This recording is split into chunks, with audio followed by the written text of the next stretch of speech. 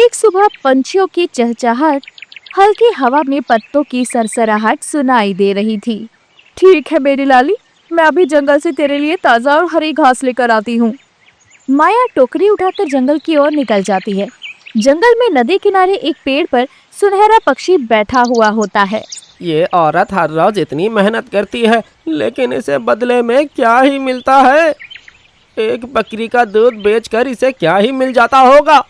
अगर मैं गाय बन जाऊं तो इस बेचारी की कुछ मदद हो जाएगी और ये अपना जीवन आराम से बिता सकेगी। हाँ, मैं ही कपिला बन जाता हूँ। तभी एक सुनहरी रोशनी चमकती है और पक्षी हवा में लहराते हुए पेड़ से उतरा और एक सुंदर चमकीली गाय में बदल जाता है। उसकी आंखों में वही पक्षी की मासूमियत झलक रही होती है।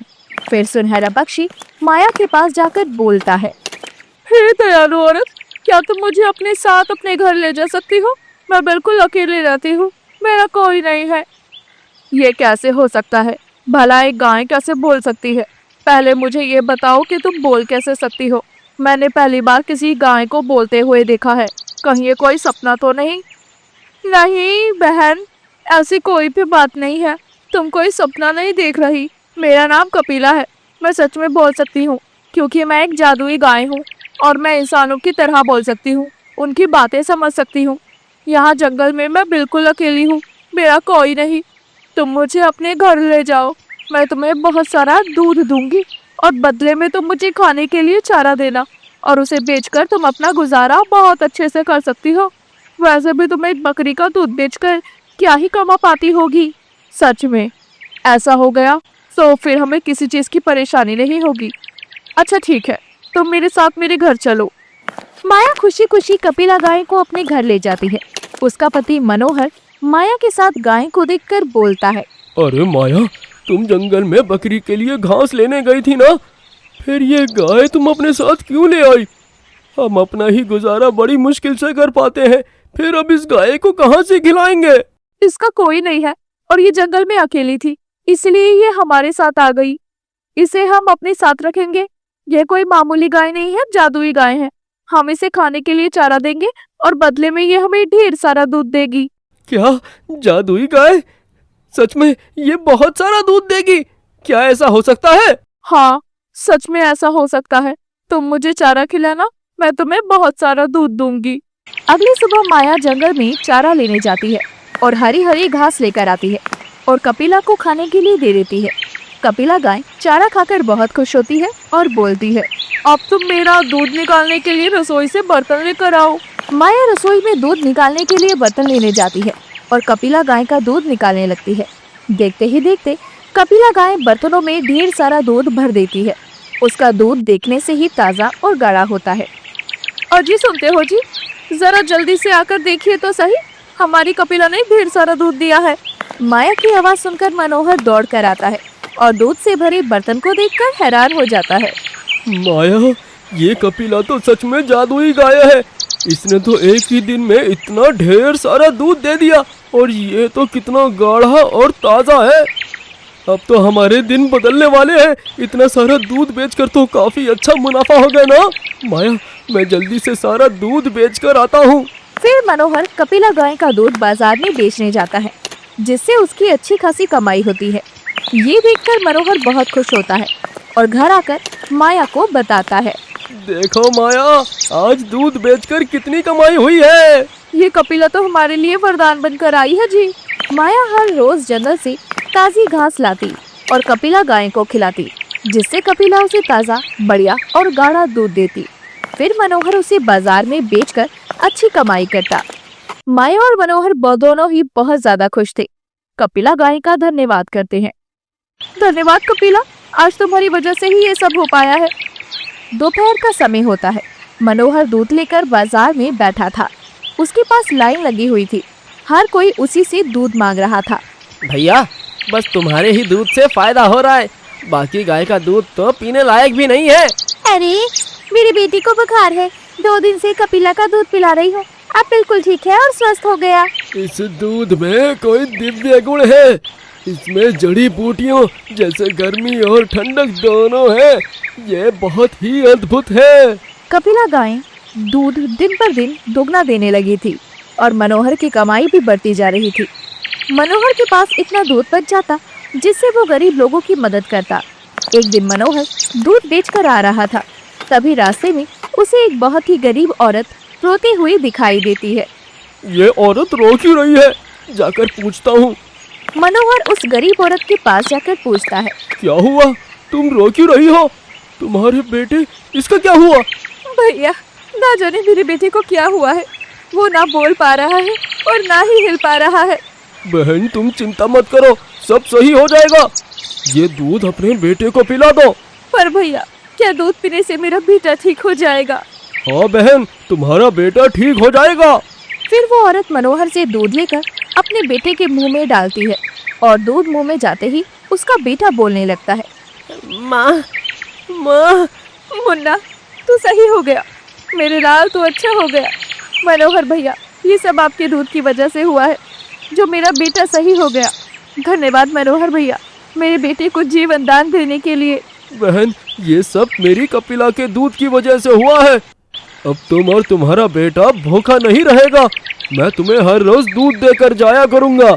मनोहर खुशी खुशी घर लौट आता है और कपिला गाय को खूब प्यार करता है। कपिला, तुम्हारा दूध तो जैसे अमृत हो गया है। पूरा गांव तुम्हारी चर्चा कर रहा है। अब तो गांव का हर आदमी मनोहर से ही दूध खरीद रहा था। ये बात जमींदार का नौकर जान जाता है तो वो जमींदार को जाकर बताता है, हजूर, गांव में कोई भी आपकी डेयरी का दूध नहीं खरीद रहा। सब उस मनोहर की गाय कपिला का दूध मांगते हैं। ऐसे तो हुजूर आपका धंधा ही चौपट हो जाएगा। क्या एक मामूली सी गाय इतना ज्यादा दूध देती है? मुझे जाकर देखना होगा कि आखिर बात क्या है। अरे भैया, मनोहर की गाय का दूध सच में चमत्कारी है। उसका दूध पीते ही बीमारी दूर हो जाती है। मनोहर और उसकी पत्नी माया बहुत खुश थे, लेकिन वो कपिला को लेकर चिंतित भी थे।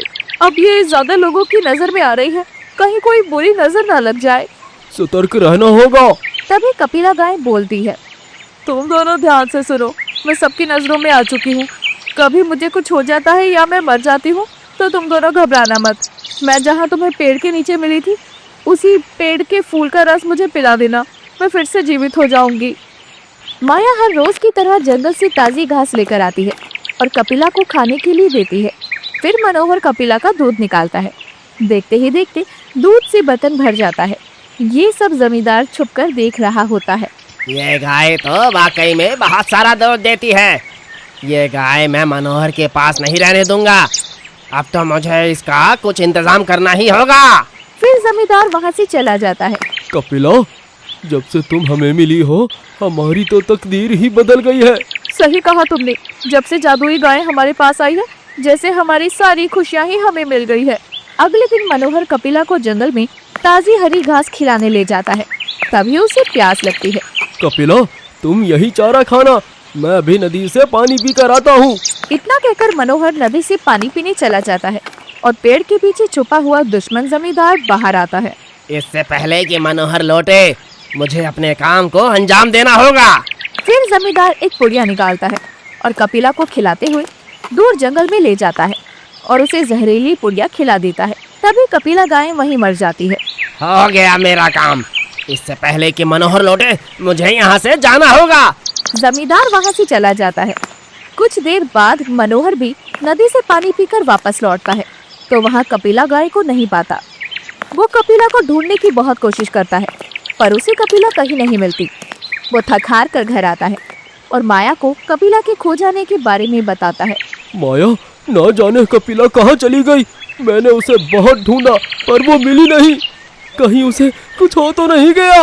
हमारी कपिला को कुछ नहीं हो सकता। भूल गए कि आप वो जादुई गाय हैं। चलो हम उसे ढूंढने चलते हैं। फिर मनोहर और माया दोनों उस जंगल में उसे ढूंढने जाते हैं और वो उन्हें कहीं नहीं मिलती। कपिला, तुम जहाँ भी हो, जल्दी लौट आओ। तुम्हारे बिना सब सूना लग रहा है। और फिर तभी उन्हें कपिला झाड़ियों में मरी हुई पड़ी मिलती है। कपिला, कपिला, हमारी कपिला, ये तुम्हें क्या हो गया? तुम हमें छोड़कर नहीं जा सकती। लौट आओ कपिला। कपिला, ये सब तुम्हारे साथ क्या हो गया? लौट आओ, हम तुम्हारे बिना कैसे रहेंगे? तभी माया को कपिला की कही बात याद आती है। हमारी कपिला को कुछ नहीं होगा। आपको याद है ना कपिला ने क्या कहा था?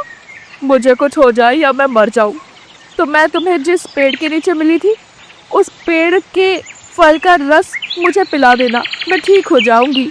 याद आते ही माया उसी पेड़ के नीचे जाती है जहाँ कपिला उसे मिली थी। हाँ, ये वही पेड़ है, जल्दी से इस पेड़ के फूल का रस तोड़कर इसे पिला दो। फिर माया पेड़ से फूल तोड़ लेती है और जल्दी से जाकर उस फूल का रस कपिला को पिला देती है। फूल का रस पीते ही कपिला जीवित हो जाती है। कपिला, तुम जीवित हो गई, हमारी कपिला। जब जमींदार के नौकर को ये बात पता चलती है कि मनोहर की गाय जिंदा है तो वो जमींदार को जाकर बताता है। साहब, मनोहर की गाय कपिला जीवित है, वो अब फिर से दूध दे रही है। गांव वाले फिर से वही दूध मांग रहे हैं और अब तो गांव वालों का कहा है कि मनोहर की गाय कोई भी मामूली गाय नहीं है, वो जादुई गाय है। क्या? ये कैसे हो सकता है? अगर ऐसा है तो मनोहर से उसकी गाय खरीद लूंगा, फिर देखता हूँ कि वो दूध कैसे बेचता है। जमींदार उसी समय मनोहर के घर जाता है। अरे मनोहर, मैंने सुना है कि तुम्हारी गाय बहुत सारा दूध देती है, पर मुझे यकीन नहीं है। हाँ जमींदार जी, ये बात सच है। मेरी कपिला बहुत सारा दूध देती है जिससे मुझे अब किसी चीज की कमी नहीं है। हाँ, अच्छा ऐसा है तो दिखाओ। फिर मनोहर कपिला से दूध देने के लिए बोलता है और कपिला दूध से बर्तन भर देती है। ये देखकर जमींदार बोलता है, मनोहर, मैं तुम्हारी इस गाय को खरीदना चाहता हूँ। मैं तुम्हें भारी भरकम पैसा दूंगा जिससे तुम्हारा पूरा जीवन बदल जाएगा। सोचो, अच्छे से सोच लो। पर जमींदार जी, ये गाय मैं आपको नहीं दे सकता।